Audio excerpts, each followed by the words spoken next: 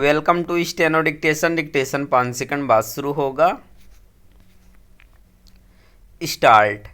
सड़क परिवहन एवं राजमार्ग मंत्री नितिन गडकरी ने एक बार फिर अपने विभाग की कमियों को बेबाकी से स्वीकार किया। उन्होंने न केवल यह माना कि राष्ट्रीय राजमार्ग प्राधिकरण में अफसरों और ठेकेदारों की मिलीभगत से तकनीकी एवं वित्तीय योग्यता तय हो रही है, बल्कि यह कहने में भी संकोच नहीं किया कि ठेकेदार सरकारी नियमों का बेजा लाभ उठाने में सफल हैं। ऐसी खरी बातें वे पहले भी कर चुके हैं, लेकिन लगता है उन्हें इसका भान नहीं कि इन खामियों खराबियों को दूर करने की जिम्मेदारी तो उन्हीं की है।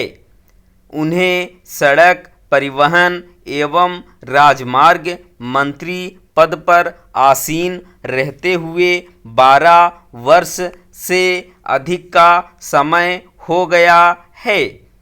यह एक रिकॉर्ड है।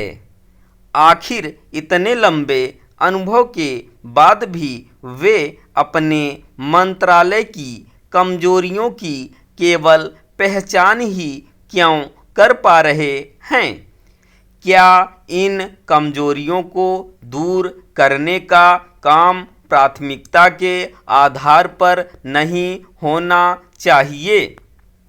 वे इससे अनजान नहीं हो सकते कि बढ़ती मार्ग दुर्घटनाएं और उनमें होने वाली मौतों के कारण उनका मंत्रालय सवालों के घेरे में है। नितिन गडकरी के इस कथन से संतुष्ट नहीं हुआ जा सकता कि गलत विस्तृत परियोजना रिपोर्ट यानी डीपीआर तैयार करने वाले सलाहकार राजमार्गों पर होने वाली दुर्घटनाओं के लिए दोषी हैं, क्योंकि ऐसा काम करने वालों को दंडित करने का काम उनके ही मंत्रालय को करना है। यहाँ प्रश्न यह भी है कि ऐसे अक्षम सलाहकारों की सेवाएं ली ही क्यों जा रही है?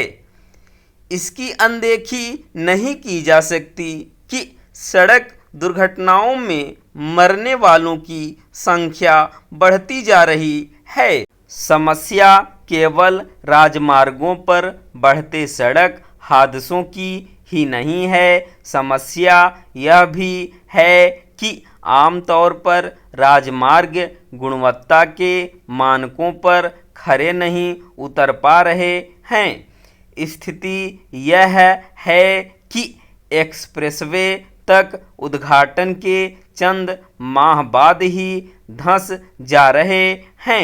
इससे इनकार नहीं कि देश में बड़े पैमाने पर सड़क पुल आदि बन रहे हैं, लेकिन यह प्रश्न अनुत्तरित है कि उनकी गुणवत्ता दोयम दर्जे की क्यों साबित हो रही है।